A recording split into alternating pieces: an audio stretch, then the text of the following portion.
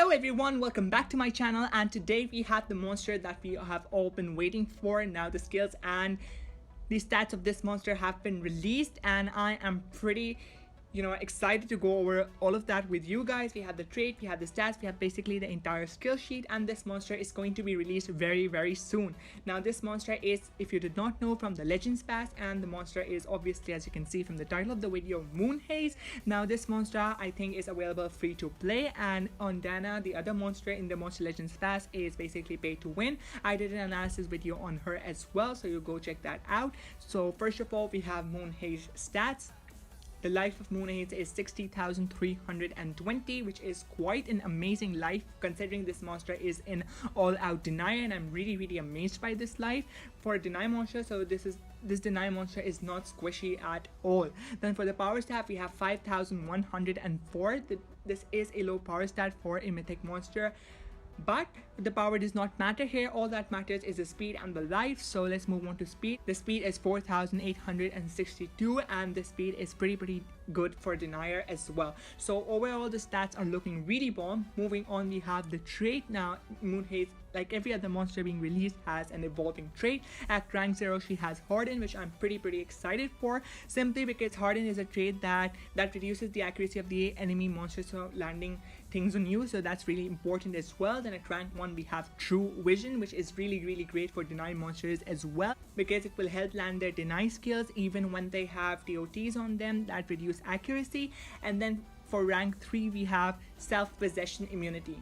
Now at rank 3 we have Status Caster Self-Possession Immunity. Now this will last for a specific number of turns, and then it will be removed from Moonhaze, so she might now this is really important as well. The self-precision immunity will be used in one of its moves as well, so you could combine that move in conjunction with his trait as well.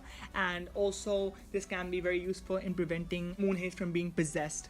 So for the relics, we have pretty standard relics for deny monsters. That is Stuff and the Essence. The Essence relic is the best relic slot out there, simply because it can equip Uriel's Essence, and that basically brings you back to life. So yeah, that's really good as well. And for the staff, we have lots of great stuff out there. For example, the Cane of Atlantis, etc., and a lot of stars that remove a lot of stamina, give you speed, etc. So that's pretty neat as well. Then for the books, it is from the Spirits book, the Adventurers, and the Superheroes book, which all three books are really good as well.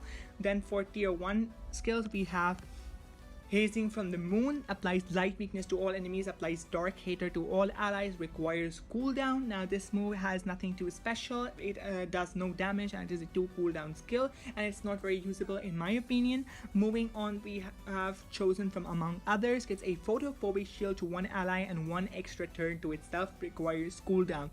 Now right away I can see that this monster has extra turn skills as well, and the photophobic shield isn't really that important, so I wouldn't recommend you run this skill as well.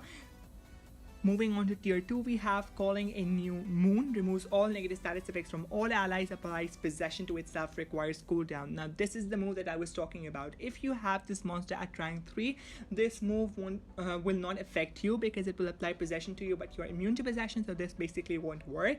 But if you have this monster at rank 0, rank 1, or rank 2, you are in trouble if you run this move, because it will possess you basically. Now you could argue that this can be used when you have very low stamina and no other moves can be done, but this monster has pretty low stamina cost so far, and I wouldn't bet on it that you won't attack yourself. This is basically a self-deny skill, which is a new dynamic that I'm seeing inside the game right now. That's a pretty interesting move in my opinion, and also it clears all the negative effects, so basically it's a double-edged sword, you can call it. It will remove all the negative effects from your team, but it will also in turn possess you if this monster is not ranked up. Then for another move, we have Sleep Under the Moonlight. Deals heavy light damage to one enemy, applies possession and blind to one enemy, requires cooldown. So this is basically a single deny skill which deals 50 damage, which is really amazing as well, because 50 damage is quite a lot of damage as well. And also applies possession and blind, which are two really important things to apply on a monster. Now the blind will prevent the possession from being effective, as it reduces the accuracy if the enemy monster decides to do a turn. Blind, I think this blind will last for 2 turns, so that's useful for you as well, and I would recommend this move. Then for tier 3, we have Carlo Set Halt. Now this is Carlo is the one who designed this monster. Now this monster was designed by the community, so I'm pretty happy that the Monster Legends team is paying homage to basically the creator of this monster, the designer of this monster. So this move deals more special damage to one enemy, applies mega stun to one enemy, requires cooldown. Now this move does mega stun, which is really good. This is the first time we are seeing a denier in the mythic category applying any of the mega stun, mega freeze, or mega possession moves, so this is really interesting as well.